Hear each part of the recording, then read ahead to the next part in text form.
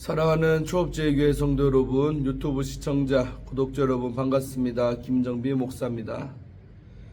간밤에도 평안히 잘 주무셨습니까? 오늘은 2026년 1월 14일 수요일 아침입니다. 오늘도 주 안에서 복된 날 되시기를 주의 이름으로 축원드립니다. 제가 기도하고 오늘의 말씀 묵상을 시작합니다.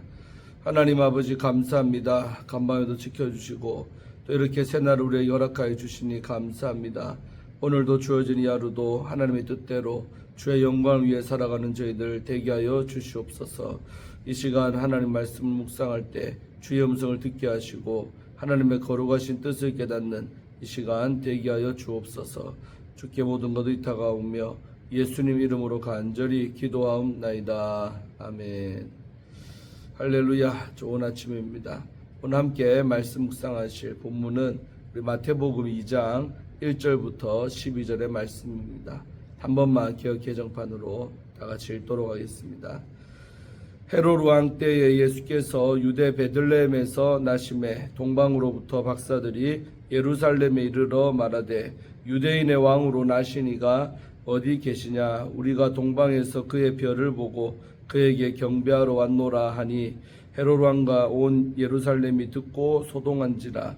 왕이 모든 대제사장과 백성의 서기관들을 모아 그리스도가 어디서 나겠느냐 물으니 이르되 유대 베들레헴이오니 이는 선지자로 이렇게 기록된 바 또 유대 땅 베들레헴아 너는 유대 고을 중에서 가장 작지 아니하도다. 내게서 한 다스리는 자가 나와서 내 백성 이스라엘의 목자가 되리라 하였음이니이다. 이에 헤롯이 가만히 박사들을 불러 별이 나타난 때를 자세히 묻고 베들레헴으로 보내며 이르되 가서 아기에 대하여 자세히 알아보고 찾거든 내게 고하여 나도 가서 그에게 경배하게 하라. 박사들이 왕의 말을 듣고 갈새 동방에서 보던 그 별이 문득 앞서 인도하여 가다가 아기 있는 곳 위에 머물러 서 있는지라. 그들이 별을 보고 매우 크게 기뻐하고 기뻐하더라. 집에 들어가 아기와 그의 어머니 마리아가 함께 있는 것을 보고 엎드려 아기께 경배하고 보배압을 열어 황금과 유향과 몰약을 예물로 드리니라. 그들은 꿈에 헤롯에게로 돌아가지 말라 지시하심을 받아 다른 길로 고국에 돌아가니라. 아멘. 네, 오늘 본문 말씀 먼저 주의할 때 은혜 받으시기를 바랍니다. 자, 오늘 1절에서 3절 말씀은 동쪽에서 예루살렘에 온 점성술사들, 동방박사들이죠. 이야기가 나오고 있습니다. 예수님은 헤롯 왕이 통치하던 시기에 베들레헴에서 1절에 태어나셨습니다. 헤롯 왕은 BC 37년부터 사실상 예루살렘을 장악했고 BC 40년에 로마 원론으로부터 왕 칭호를 얻었습니다. 그는 AD 4년에 사망할 때까지 통치했으며 말년에 세 아들을 처형을 했습니다. 예수님이 태어나셨을 때 동방에서 점성술사들, 우리 개혁 개정에는 박사들이라고 하는데 헬라어로 마고이라고 합니다. 점성술사들이 예루살렘에 도착을 했습니다. 이들은 페르시아 왕궁에서 꿈을 해석하거나 또 천문학적인 현상을 분석하는 능력으로 왕을 보좌를 했습니다. 점성술사들은 별의 움직임을 연구하던 중 특이한 별 하나를 발견하고 그 별을 따라 유대 지역으로 왔습니다. 그들이 그 별을 민수기 24장 17절에서 예고한 별과 관련 지었을 가능성이 있습니다. 그들은 그 별이 이스라엘의 왕이 태어날 곳으로 안내한다라고 믿었습니다. 그래서 유대인들의 왕으로 태어나니가 어디 있는지 2절에서 묻고 있는 겁니다. 이들은 자신들을 인도하는 별을 따라 예루살렘까지 왔습니다. 헤롯은 유대인의 왕이 태어난다는 말을 듣고 소동을 했고 온 예루살렘도 마찬가지였습니다. 소동한다는 것은 공포에 떨거나 겁에 질린 상태를 뜻합니다. 불타오르는 권력욕으로 새벽의 아들 중에 폭군 헤롯은 유대인의 왕이 태어났다는 말에 두려움을 느꼈습니다. 예루살렘 사람들은 새로운 왕이 등장했다는 말에 정치적인 갈등을 예상하고 혼란스러웠을 것입니다. 자, 다음으로 우리 4절, 5절, 6절 말씀은 베들레헴에서 태어날 이스라엘의 목자에 관한 말씀이 나옵니다. 헤롯은 모든 대제사장과 백성의 서기관을 불러 그리스도가 태어날 장소를 어딘지를 물었습니다. 그들은 왕의 탄생 장소를 유대의 베들레헴이라고 5절에서 답변을 합니다. 그들이 제시한 구약 본문은 미가서 5장 2절과 사무엘하 5장 2절을 결합한 것입니다. 미가 5장은 다음과 같은 내용을 제시하고 있습니다. 이스라엘이 아수르 군대의 위협 가운데 있으나 이스라엘의 통치자가 베들레헴에 나타나며 남은 자들이 돌아올 것이다. 그는 이스라엘을 목축할 것이다. 미가서 5장 2절에서 4절 말씀이죠. 미가서 5장 4절은 이스라엘을 다스릴 자를 목자로 암시하는 점에서 마태복음 2장 6절과 연결이 됩니다. 또 우리 사무엘하 5장 2절은 명확하게 이스라엘의 목자를 통치자를 목자로 묘사합니다. 다윗이 내 백성 이스라엘의 목자로 불립니다. 또한 구약에서 하나님이 세우신 통치자는 이스라엘의 목자로서 흩어진 지파들을 모으며 또 목자 없는 양들을 돌보는 사명을 받았습니다. 6절은 목자와 왕의 모습으로 올 메시아에 대한 기대가 예수님의 탄생으로 성취됐음을 말합니다. 이스라엘의 왕으로 태어나신 예수님은 목자로서 하늘나라를 목양하실 것입니다. 목자의 마음으로 백성을 모으고 돌보실 것입니다. 마태복음에서 예수님은 사람들을 불쌍히 여기시는 목자로 묘사가 됩니다. 예수님은 양들을 살리기 위해 대신 죽는 목자이십니다. 목자는 양들을 다시 모으실 것입니다. 예수님은 섬김을 요구하지 않고 양들을 회복하기 위해 낮아지는 목자이십니다. 특히 오늘 1절에서 12절은 두 왕 헤롯과 예수를 대조하고 있는 겁니다. 헤롯 왕은 자기 자리 위에 폭력을 사용했고 예수님은 그의 백성을 구원하기 위해 당신의 자리를 버리셨습니다. 예수님이 진정한 통치자이시며 희생하는 목자로 그의 백성을 회복하고 돌보실 것입니다. 자, 다음으로 7절에서 11절 말씀은 베들레헴에 온 점성술사들에 관한 이야기가 나오고 있습니다. 헤롯은 점성술사들에게 아기를 찾으면 자신에게 알려주어 자기도 경배하게 해달라고 요청을 합니다. 그들이 베들레헴으로 갈 때 별이 다시 나타나 아이가 태어난 집으로 인도했다고 9절에 나오고 있습니다. 이 별은 실제 별이 아니라 하나님이 사용하시는 초자연적인 별입니다. 그들은 별을 보고 크게 기뻐했습니다. 그들의 기쁨은 왕을 만난 감격이죠. 이들의 기쁨은 헤롯 왕과 백성의 반응과 대조가 됩니다. 점성술사들은 별이 머문 집에 들어가서 유대인의 왕으로 태어난 아기와 어머니 마리아를 보았고 또 아기에게 엎드려 경배하며 금과 유향과 몰약을 예물로 드렸습니다. 이 모습은 스바 여왕이 다윗의 아들 솔로몬 왕의 지혜를 듣기 위해 값비싼 향품과 심이 많은 금과 보석을 낙타에 싣고 와서 선물한 장면을 상기시킵니다.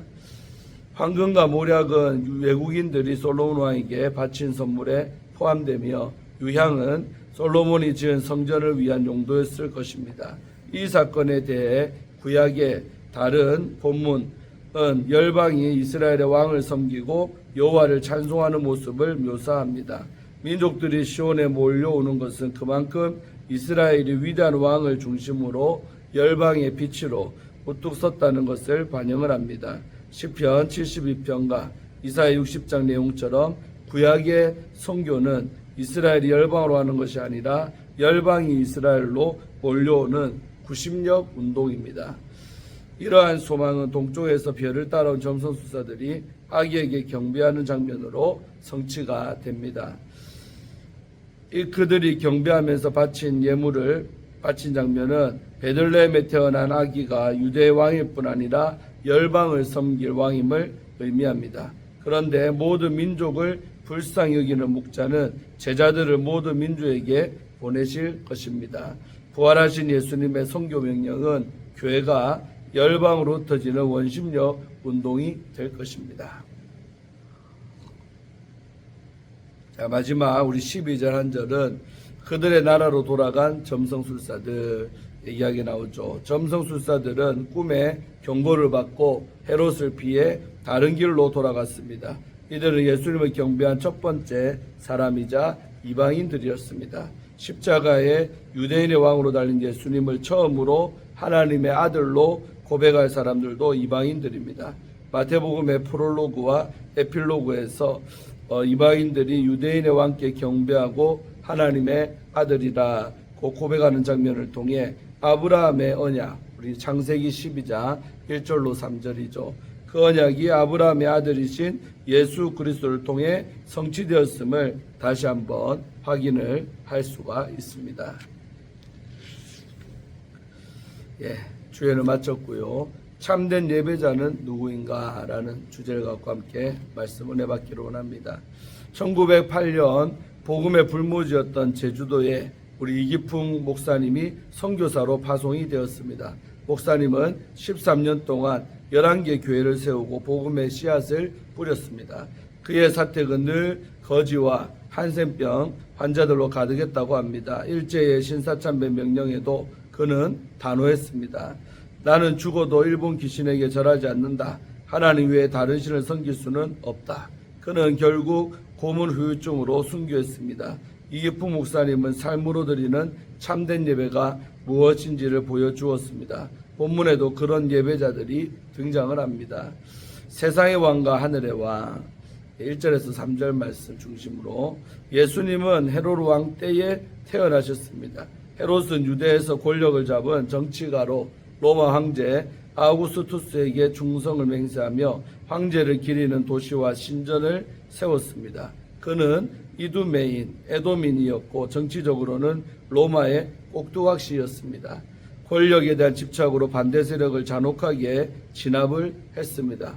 공회원을 처형하고 성전에 세운 금독소리를 뜯어내는 제자들을 죽였으며 아내 마리암네와 두 아들까지 반역 혐의로 처형을 했습니다.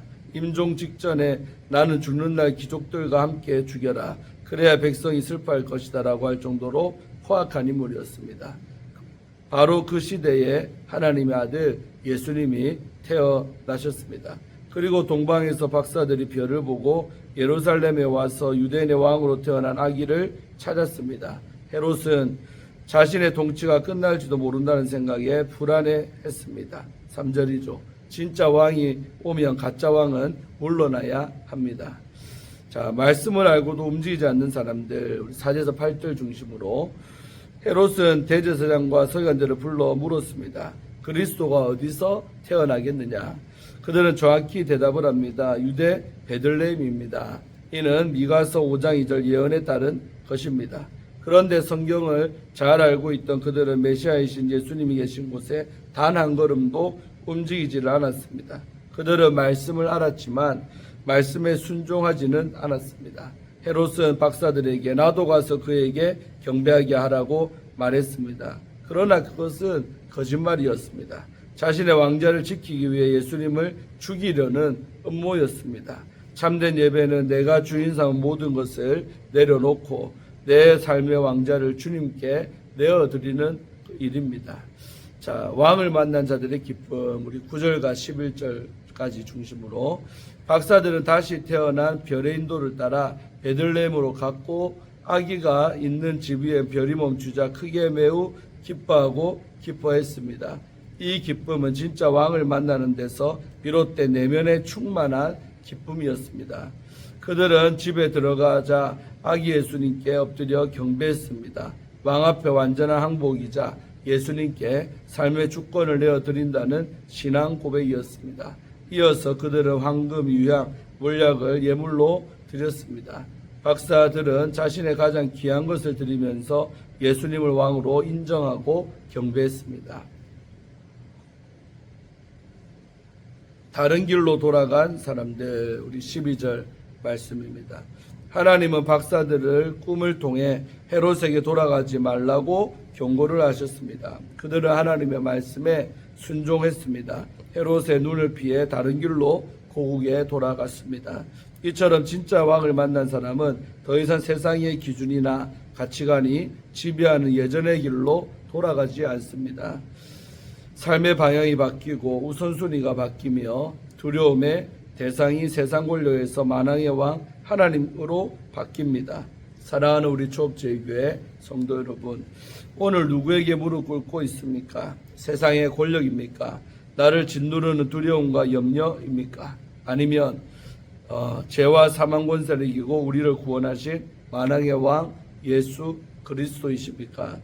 송방박사들처럼 예수님께 삶의 주권을 내어드리고 가장 귀한 것을 기꺼이 드릴 때 우리는 반드시 세상을 거스르는 다른 길을 걷게 됩니다.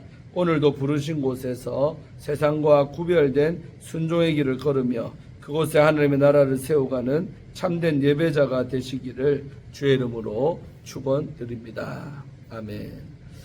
예, 마지막으로 우리 라영환 목사님이 쓰신 다시 시작할 용기, 두란노 서원에서 나온 책인데 거기 일부분을 읽어드리겠습니다. 1905년 인도 카시에서 일어난 대부흥운동도 바로 라마바이라고 하는 한 과부를 통해 일어났습니다. 라마바이는 1858년 인도 남부 카르나타카에서 태어났습니다. 아버지의 영향을 받아 어려서부터 산스크리트어와 힌두 경전을 연구했으며 20세의 여성으로는 인도 최초로 우리 판디타, 우리 학자라는 칭호를 받은 사람입니다. 그녀는 23세의 남편을 잃고 1883년에 어린 딸과 함께 의학을 공부하기 위해 영국으로 유학을 떠났지만 청력 문제로 학업을 중단해야 했습니다. 그녀는 힌두교 가르침과 사회에서 억압받는 여성의 현실 사이의 괴리에 실망을 느꼈습니다. 당시 힌두교는 여성을 악하며 구원받을 수 없다라고 가르쳤습니다. 라마바이는 그러한 가르침에 동의할 수가 없었습니다. 진리에 대한 갈망은 라마바이를 교회로 이끌었고 같은 해 9월 세례를 받고 그리스도인이 되었습니다. 이후에 인도로 돌아온 그녀는 1889년 뭄바이에 자신과 같은 처지인 가부와 고아들을 돌보기 위한 묵티라는 공동체를 설립을 합니다. 그곳에서 수천 명의 가부와 고아 그리고 가난한 여성들이 거주하고 있었습니다. 1904년 영국 웨일스에서 일어난 대부흥운동의 소식을 들은 그녀는 하나님이 인도에도 역사하시기를 기도하기 시작을 했습니다. 그해 6월 29일 묵티 공동체의 가부와 고아들에게 성령이 임하였고 이 성령의 열기는 인도 전역으로 퍼져나갔습니다. 예수 그리스도는 작은 자에게 큰 일을 맡기시기 위하여 오신 분입니다. 그것을 보여주기 위해 베들레헴 마옥간에서 태어나셨습니다. 천사들이 목자들에게 나타났습니다. 자기 없는 목자들을 당신의 역사에 초대하신 하나님의 섭리가 오늘 우리에게도 있었으면 합니다. 아멘. 예, 참 라마바이가 참 감동적이죠. 예, 눈물의 순간 울컥 났습니다. 기도하고 오늘의 말씀 묵상을 마칩니다. 하나님 감사합니다. 오늘도 이 아침에 하나님 말씀 묵상하게 하시고 은혜 받게 하시니 감사합니다. 우리들도 정말 동방박사들처럼 예수님의 탄생을 기뻐하며 감사하며 다른 길로 고국에 돌아가는 그런 은혜를 있게 하여 주셔서 세상과 다른 방식과 다른 삶을 살아내는 우리가 삶으로 예배하는 그리스도인들이 다 되기를 원합니다. 정말 내가 왕이 아니라 예수님이 내 삶의 중심, 그리스도가 내 심령에서 왕이 되는 삶을 사는 저희들 다 되게 하여 주시옵소서. 감사드리옵고 오늘 하루도 하나님께 영광 올려드리는 하루가 되게 하여 주옵소서. 예수님 이름으로 간절히 기도하옵나이다. 아멘. 할렐루야. 오늘도 좋은 하루 되시고 저녁에 수예배가 있습니다. 예배 시간에 또 뵈서 함께 은혜 받겠습니다. 샬롬.